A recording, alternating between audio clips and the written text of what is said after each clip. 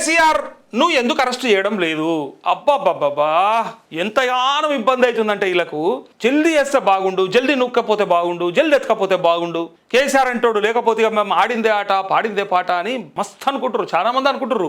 ఒక్క రామచంద్రరావు కాదు, సరే ఈయనంటే ఏదో ఇక మొన్న బీజేపీ అధ్యక్షుడైండు, ఆయన కాడి నుంచి ఆయన ఏం మాట్లాడినా పెద్దగా పోతలేదు జనంలకి. సరే ఇట్లా మాట్లాడతారని ఏమన్నా యాక్సెప్ట్ చేస్తారేమో, లేకపోతే నా పేరు వెళ్తుందేమో అని చూస్తున్నాడు. అంటే బండి సంజయ్ లేక కొట్లాడుతుండు, బండి సంజయ్ కంటే బాగా కొట్లాడుతున్నాడు ఎవరన్నా అంటారేమో అని ఆశ కొద్ది అంటుండే ఈ మాట. కానీ కేసీఆర్ని అరెస్ట్ చేస్తే భాగవతం ఆడదామని చూస్తున్న వాళ్ళు చాలా మంది ఈ రాష్ట్రంలో. అంటే అరెస్టే కాదు, అసలు కేసీఆర్ లేకపోతే బాగుండు అనుకుంటారు ఇంకా దునియా మంది ఉన్నారు. ఎందుకున్నారు అంతమంది అంటే ఇక ఏమైపోతుంది అంటే ఇవాళ రేపు ఓర్వజాలను కొంతమంది, జలస్తోని కొంతమంది, మనం ఆ స్థాయికి ఎదగలేం కాబట్టి నాశనం పట్టాలని కొంతమంది, ఒక్కొక్కడు ఒక్కో టైపు. సమాజం ఎట్లయిపోయింది? ఎదుగునోని చూసి ఓర్సే ఉద్దేశం ఉందా? ఓర్చుకునే పరిస్థితి ఉందా? ఎవ్వని పరిస్థితి వాంది, ఎవ్వని లోకం వాంది, ఎవ్వని కథలు వాని. ఇక్కడ అది వెళ్ళిపోతే బాగుండు, కథం అయితే బాగుండు అని చూస్తూనే ఎక్కువ ఉంటారు. అయితే ఇక ఆ అవకాశం నాకు వస్తుంది లేకపోతే నేను ఉంటా అని చెప్పి ఇగో ఇంట్లోనే పోతుంది. ఉన్నదంతా ఎలా పోతుంది అంటే ఇంట్లోనే పోతుంది. మనతో కాదాయ, మనం చేయలేమాయ, చేయరాదాయ, కానీ అవతలోడు చేస్తే ఓర్వమ్మాయ, మనతో చేయమాయ, ఇంకోటి చేయనీయమాయ. ఇక అందుకోసానికి ఇలా రామచంద్రరావు చుట్టూ చూస్తే అనిపిస్తుంది ఇక కేసీఆర్ లేకపోతే కాంగ్రెస్ తర్వాత ఆల్టర్నేటివ్ మేమే ఉంటాం, ఎట్లాగూ ఇక కేటీఆర్ని హరీష్ రావుని ఎవడు దిగుతాడు ఎవడు దేకడు, ఏదున్నా మమ్మల్ని ఇక మేమే ఉంటామని వీళ్ళు అనుకుంటారు. అది ఇలా భ్రమాన్ని చాలా మందికి ఎరక. ఎందుకంటే ఆయన లేకపోతే ఆలు లేరా, ఆలు లేకపోతే బీఆర్ఎస్కి సంబంధించిన మొత్తం కార్యకర్తలు లేరా, ఆ పార్టీ నాయకత్వం లేదా, ఎవరో ఒకరు ఎన్నో ఒక దగ్గర ఏది కూడా ఆగదు. మనం ఏమనుకుంటామంటే అబ్బా నేను పోతే ఇట్లనో ఏమో, ఈయన తర్వాత ఉంటుందో ఉండదో, ఈయన అయిపోయినాక కథమేమో అవుతుండొచ్చు కొన్ని రోజుల తర్వాత, కానీ ఇక నేను లేకపోతే ఓలం చేసుకుంటుంటూ అన్నట్టు అయిపోతుంది. నువ్వు లేకపోతే నీ తాత అన్నట్టు ఉంటుంది.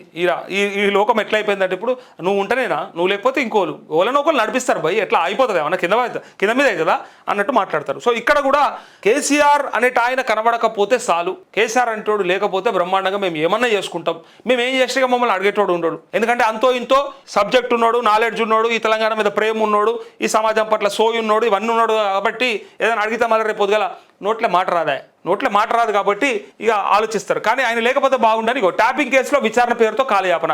మరి సిబిఐ పేరుతో మీరు విచారిస్తుంది ఏందో చెప్పురు కదా, ఆ లెక్క కూడా తీరి 2 నెలలు అయిపోయినా 3 నెలలు అయిపోయినా సిబిఐకి ఇచ్చి అసెంబ్లీ శీతాకాల సమావేశాలలో ఇచ్చిర్రు. ఏమో ఇప్పటిదాకా సిబిఐ అంటే ఏంది? Central bureau of investigation. ఎవరు? కేంద్ర ప్రభుత్వ విచారణ సంస్థ. ఏం చేస్తుంది పెద్ద మనిషి? చెప్పురు కదా. సిబిఐ విచారించి 1,00,000 కోట్లు దోచుకున్నది ఏం చేసిరు చెప్పురి. ఫోన్ ట్యాపింగ్ అంటే సరే కొంతమంది కుటుంబాలను ఇబ్బంది పెట్టినరా, లేకపోతే కొంతమంది దగ్గర బ్లాక్మెయిల్ చేసిరా, ఎక్కడ కూడా సాక్ష్యం లేదు, ఎక్కడ కూడా ప్రూఫ్ లేదు. కానీ మీరు 1,00,000 కోట్లు దోచుకున్నాడని చెప్పిన వాళ్ళు మీరు అంటే మీరు కాదు, ఇంకా అందరూ. మీ నడ్డా చెప్పలేడా, మీ అమిత్ షా చెప్పలేడా, మీ మోడీ చెప్పలేడు. ఇక్కడికి వచ్చినప్పుడల్లా చెప్తారు కదా, ఇక్కడికి వచ్చినప్పుడల్లా మీటింగ్లో కాళేశ్వరం ఏటీఎం లెక్క అయిపోయింది. ఏమా ఏటీఎం ఎటబా తీయస్తలేదా మీకు? ఇవాళ మీకు అర్థమవుతలేదా? ఏం దొరకలేదా? ఆడ ఒట్టి మన్ను బూడిది దొరుకుతుందా? తీయాలి కదా, మరి బరాబర్ తీయాలి కదా. కాళేశ్వరంలో 1,00,000 కోట్లు దోచుకున్నాడు దొంగ అని చెప్పినాడు, మరి అందరు విన్నారు కదా. బీజేపీకి 8 ఎంపీ సీట్లు ఇచ్చారు కదా, మరి ఇలా ఏమా ఎందుకు మరి మీకు ఇచ్చినప్పుడు చేస్తలేరు? అప్పుడేమో రాష్ట్రం పరిధిలో ఉన్నది ఏమా అంటారు. రేవంత్ రెడ్డికి దమ్ము లేదు, ధైర్యం లేదు, మొగోడు కాదు, ఈ చేత కాదు, గింతంతున్నాడు గంతంతున్నాడు అన్నీ మాట్లాడతారు. మరి ఇలా రేవంత్ రెడ్డి ఆయన చేసిన పని ఆయన పరిధిలో ఉన్న కాడికి చేపించి ఓవరాల్గా తీసుకొచ్చి కమిషన్ వేసి ఆ కమిషన్ రిపోర్ట్ మీకు ఇచ్చి ఇగో ఏమైనా చేయండి అని చెప్పి కేంద్ర ప్రభుత్వ విచారణ సంస్థకి ఇస్తే మరి కేంద్ర ప్రభుత్వం ఏం చేస్తుంది? ఇలా గుడ్డిగాడిద పనులు తోముతుంది అని అడుగుతారు. ఇలా జనాలు అట్లా అడుగుతారు, మరి చెప్పురు కదా వాళ్ళకి సమాధానము. సిబిఐ విచారణలో మరి ఏం తేలింది? కేసీఆర్ ఎన్నడూ అరెస్ట్ చేస్తారు? ఇలా ఫోన్ ట్యాపింగ్ అనేదో గింత ఎవరికి అక్కడికి వచ్చిందో, ఎవరికి బాధ అయిందో, ఎవరికి నొప్పి అయిందో ఎవరు చెప్పలే. అది రాజ్యాంగబద్ధంగా జరగాల్సినటువంటి ప్రొసీజర్ ల్యాబ్స్ వల్ల ఏదో కొంత వాళ్ళ స్వలాభం కోసం చేసిర్రేమో అనే కోణంలో మాత్రమే ఇక్కడ ఇది నడుస్తూ ఉంది. ఏది ఇప్పుడు ఉన్నటువంటి ఫోన్ ట్యాపింగ్ కేసు అంతా కూడా. సో ఇటుపక్క ఇది ఉండగా అరే 1,00,000 కోట్ల ప్రజాధనం దోచుకున్నాడని చెప్పిందని విడిచిపెడతారు ఎందుకు? ఏదో గిది పట్టుకున్నారు. ఇలా ఏ ధనం దోచుకుర్రు, ఎవరి ధనం దోచుకుర్రు, ఎంత ధనం దోచుకుర్రు?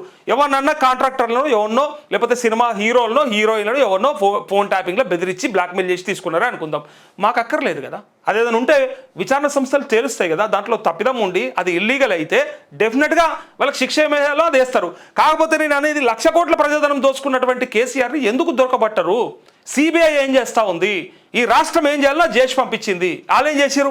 బ్యాట్కెళ్ళి ఇటు బాల్ అటు కొడితే ఆ బాల్ అటుకెళ్ళి ఇటు కొట్టుడు, వీళ్ళు అలగొట్టుడు వాళ్ళు. ఇక చూడరు మేము చేసేకాడి చేసి ఇచ్చినాం, కేంద్ర ప్రభుత్వం ఏం చేయలేకపోతుంది. ఇప్పుడు వీళ్ళు అనాలి. ఇప్పుడు రేవంత్ రెడ్డి ఏమనాలంటే నేను సిబిఐకి ఇచ్చినా కానీ ఇప్పటిదాకా అరెస్ట్ చేస్తలేదని ఈ మోడీనో లేకపోతే ఈ అమిత్ షానో వీళ్ళని అనాలి. కిషన్ రెడ్డినో ఈడున్న బండి సంజయ్నో అనాలి. వీళ్ళు వాళ్ళని అనాలి, వాళ్ళు వీళ్ళని అనాలి. కానీ మాత్రం ఏడుదాడ పండబెట్టాలి. ఎక్కడ ఏది ముందరబల్లే చూసిరు కదా. 2.5 సంవత్సరాలకు వచ్చిందా కథ. 2.5 ఏళ్ళు ఉంటుందా అనే 10,000 దోచుకున్న అనామతం గల్లబట్టుకొని తీసుకొని లోపల పెడతారు. లేకపోతే ఏమైనా చిన్న దొంగతనాలు దొరికిందంటే వాడిని మెడలు పట్టి నుక్కపోతారు. వీళ్ళకు ఉండేటువంటి ప్రివిలేజెస్, వీళ్ళకు ఉండేటువంటి వెసులుబాటు, ఎంత బ్రహ్మాండమైనటువంటి అవకాశం. 1,00,000 కోట్లు దోచుకుండని వీళ్ళంతా చెప్పిరి. జనమంతా నమ్మిరి. ఓట్లు గుద్దులే గుద్దుడు మొత్తం రేవంత్ రెడ్డిని ముఖ్యమంత్రి చేసి ఏం చేసిరి? 1,00,000 కోట్లు దోచుకుండు కదా. మరి ఎందుకు పెట్టరు? కనీసం రికవరీ చేయండి. ఆయనకు శిక్ష చేస్తారా లేదా మీ కర్మ, మీరు అనుభవించారు. మేమేం చేయలేము కదా దానికి. మేమేం చేస్తామంటే తెలంగాణ తెచ్చిండు కానీ 2 సార్లు ముఖ్యమంత్రి హోదా ఇచ్చినాం, ఆయన పరిపాలించాడు, ఆయన శేషకాడికి చేసిండు, అయ్యకాడికి అయింది, ఎంత అయితే అంత అయింది. మళ్ళీ వచ్చి 2 రోజులు మేము చేయించుకుంటాం. కాకపోతే ఇప్పుడు ఆ 1,00,000 కోట్లను గక్కియరు కదా. మీకు దమ్ము ఉంటే, మీకు చావనైతే, మీకు చేతనైతే, మీకు ధైర్యం ఉంటే ఆ 1,00,000 కోట్ల రూపాయలు కక్కిచ్చి ప్రజాధనంలో కలుపుండ్రి. అప్పుడు మీరు మొగోళ్ళని ఒప్పుకుంటాం. లేకపోతే వట్టిదే, లేకపోతే ఉత్తదే. మీతో ఏది కాదన్నట్టే. ఊదు కాలేదా పీర్లేవదా, ఉత్త ముచ్చట్లు అన్నీ. ఊదు కాలేది పీర్లేవది. పొద్దుందాకా అరెస్టు అయిపోతాడు. ఇక నూకుతాం, అగ నూకుతాం, ఇక చూడుర్రి అండ్ల దొంగ, ఇండ్ల దొంగ, ఎళ్ళ దొంగ, ఎవరికి ఎరకలే. అసలు దొంగలు ఓలయా అంటే ఇక చెప్పేటోడు దొంగ అన్నట్టే వెళ్ళిపోయా. చెప్పడు, ఇయ్యడు, బయట పెట్టాడు. ఏమనంటే విచారణ జరుగుతుంది. ఏం విచారణ జరుగుతుంది? మరి ఇలా ఏదో చేయరు కదా. ఇంకా చూడరు. వీళ్ళు ఏమంటారంటే ఇలా అల్కగా ఇగో కాంగ్రెస్ బీఆర్ఎస్లా లోపాయికార ఒప్పందం. అసలు ఉన్నదే బీజేపీ బీఆర్ఎస్ ఒప్పందం అని కాంగ్రెస్ మొత్తుకుంటుంది. ఇక్కడ చూడరు. ఇక్కడ కాంగ్రెస్ బీఆర్ఎస్లు కలిసి ఉన్నాయి కాబట్టే అరెస్ట్ అవుతలేదు అని చెప్పేసి ఇక్కడ మొత్తుకుంటారు. ఇప్పుడు వీళ్ళ మాట చెప్పానా? కాంగ్రెస్ వాళ్ళు బీజేపీ బీఆర్ఎస్ ఒకటి కాబట్టే సిబిఐ విచారణలో కేసీఆర్ అరెస్ట్ అవుతలేడని వాళ్ళ మీద పెడతారు. చూడరు ఎంత గమ్మతుంటుంది రాజకీయాలు. కానీ ఇలా మనం మాత్రం రోజు ఒక వార్త.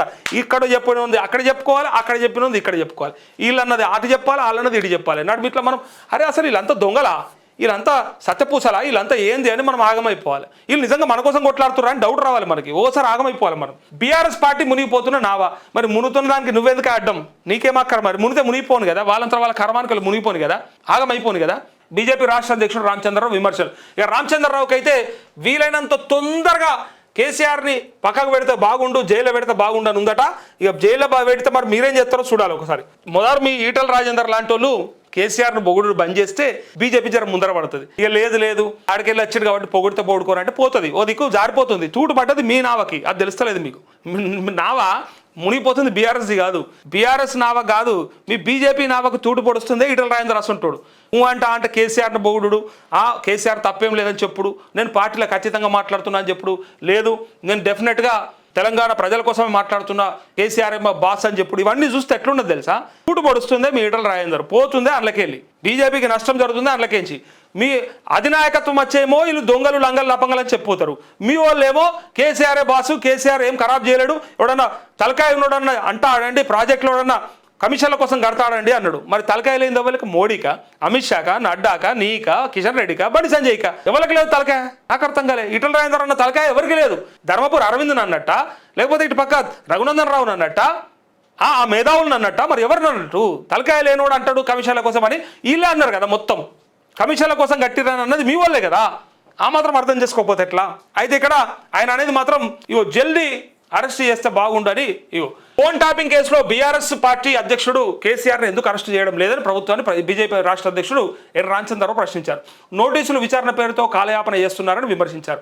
కాంగ్రెస్ బీఆర్ఎస్ పార్టీ లోపాయికార ఒప్పందం చేసుకుని ప్రజలను మోసం చేస్తున్నాయని ఆరోపించారు. శుక్రవారం రాత్రి జగిత్యాలలోని మున్సిపల్ టౌన్ హాల్లో నిర్వహించిన బీజేపీ విజయ శంకరవ సంకల్ప సభలో ఆయన మాట్లాడుతూ బీఆర్ఎస్ పార్టీ మునిగిపోతున్న నావలాంటిదని అన్నారు. అధికారంలోకి వచ్చిన 100 రోజుల్లోనే కేసీఆర్కు జైలు పంపుతామని, కేసీఆర్కు జైల్లో డబుల్ బెడ్రూమ్ కట్టిస్తానని చెప్పిన సీఎం రేవంత్ రెడ్డి మీరు కూడా మాట్లాడారు. ఏటీఎం అన్నారు, అదన్నారు, ఇదన్నారు, మీరు కూడా ఏం చేయలేదు. మరి కనీసం ఇందిరమ్మ ఇల్లు కూడా కట్టించలేదని ఎద్దేవా చేశారు. ఫోన్ ట్యాప్ ఇంట్లో ఈయనని కాదు రేవంత్ రెడ్డి గురించి మాట్లాడాలి. లెక్కకైతే నిజంగా రేవంత్ రెడ్డి ఏమన్నాడు తెలుసా?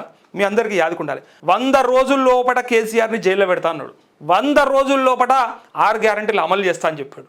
చెంచల్గూడ జైల్లో డబల్ బెడ్రూమ్ కట్టిస్తా, నీకు బ్యారక్, నువ్వు ఆయనే ఉంటావు అని చెప్పిండు. అంత మాట్లాడిన ఆయన ఒక్కసారి పదవిలోకి వచ్చినాక ఇక తర్వాత ఇక ఏదో అంటారు కదా, ఇవన్నీ పిచ్చి మాటలు మాట్లాడినట్టు అనుకున్నారు. పరిపాలన అంటే ఏంటిది అసలు? ఎట్లా పడితే అట్లా మాట్లాడి ఏది పడితే దొర్రి నెత్తాక అత్తా. అప్పుడు ఏముండే మనకి తాడా బొంగరమా? ఏమున్నది? ఏం లేదు కాబట్టి ఏదంటే అది మాట్లాడారు. ఇప్పుడు తెలుస్తుంది నీది నెత్తి కాదే కత్తి కాదే. ఇప్పుడు ఎక్కినాక అర్థమవుతుంది అన్నట్టు. అరే ప్రభుత్వం నడుపుంటే ఇంత కష్టమా, ఇంత ఇబ్బందా? మరి ఇది ఎరకలేక వారు పిచ్చి మాటలని మాట్లాడిరని ఇలా ప్రజలు అంటా ఉన్నారు. ఇంకా చూడరు ఇంకేమంటాడు ఇక్కడ. ఇంకా రాష్ట్రానికి ద్రోహం చేసిన వారు పోలీస్ స్టేషన్ల చుట్టూ తిరుగుతూ గల్లాలు ఎగరవేస్తున్నారని విమర్శించారు. అయితే ఇక్కడ కాంగ్రెస్ ఇచ్చిన ప్రతి హామీ అబద్ధమే. ఇగో ఇది మేమంటే తప్పు అంటారు, మరి బీజేపీ అంటుంది, నరేంద్ర మోడీ ప్రభుత్వమే అంటుంది, మరి చెప్పురు ఏమంటారు? ఎన్నికల సందర్భంగా కాంగ్రెస్ పార్టీ ఇచ్చిన ప్రతి హామీ అబద్ధమేనని రామచంద్రరావు విమర్శించారు. 4000 నిరుద్యోగ భృతి, విద్యార్థుల ఫీజు రియంబర్స్మెంట్, ఉద్యోగ అవకాశాలు, రైతు భరోసా ఎక్కడని ప్రశ్నించారు. ప్రజలను మోసం చేయడమే కాంగ్రెస్ నైజమని ధ్వజమెత్తారు. బొగ్గు కుంభకోణంలో బీఆర్ఎస్ కాంగ్రెస్ రెండింటికి పాత్ర ఉందని ఆరోపించారు. తెలంగాణను రక్షించాలంటే మున్సిపల్ ఎన్నికల్లో బీజేపీకి ఓటు వేయాలని ప్రజలకు పిలుపునిచ్చారు. ఎంపీ అరవింద్ మాట్లాడుతూ సీఎం రేవంత్ రెడ్డికి చీమునెత్తురుంటే కేసీఆర్ను అరెస్ట్ చేయాలని డిమాండ్ చేశారు. కేసీఆర్, కేటీఆర్, హరీష్ రావులకు నోటీసులు ఇచ్చుడు, డబ్బు సంచులు తీసుకున్నాడు అలవాటుగా మారిందని ఆరోపించారంటూ ఇక్కడ ధర్మపురి అరవింద్ కూడా ఒకటి చెప్పాలి. కాళేశ్వరంలో దోసుకున్నాడని చెప్పి ఇచ్చినటువంటి రిపోర్ట్లో సిబిఐ దగ్గర ఉంది కదా, మరి మీకు కూడా చీమునెత్తురుంటే అరెస్ట్ చేయరు అని ఇలా బీఆర్ఎస్ వాళ్ళు అంటారు, ప్రజలు కూడా అంటున్నారు. నిజామాబాద్ వాళ్ళు అంటారు, ఇక ఆలీలు కాదు, నిజామాబాద్ వాళ్ళు అంటారు. ఏమైనా అరవింద్ మాటలు పెద్ద పెద్దగా మాట్లాడుతూ మరి ఎందుకో కాళేశ్వరం దాంట్లో అరెస్ట్ చేపిస్తలేవు, మరి కరెంటు కొనుగోళ్లలో కూడా విచారణ కొనసాగుతుంది అంటారు కదా, దాని సంగతి ఏమైంది? గొర్రెల స్కామ్ ఏమైంది? మరి మీరెందుకు చేపియరు? కేంద్ర ప్రభుత్వ సంస్థలతోని విచారిస్తున్నటువంటి కేసులు ఏవైతే ఉన్నాయో వాటిపైన మరి ఎందుకోసానికి కేసీఆర్ని అరెస్ట్ చేయారని చెప్పి అడిగితే దానికి సమాధానం ఏం చెప్తావు అని అరవింద్కు ప్రశ్న వస్తూ ఉంది.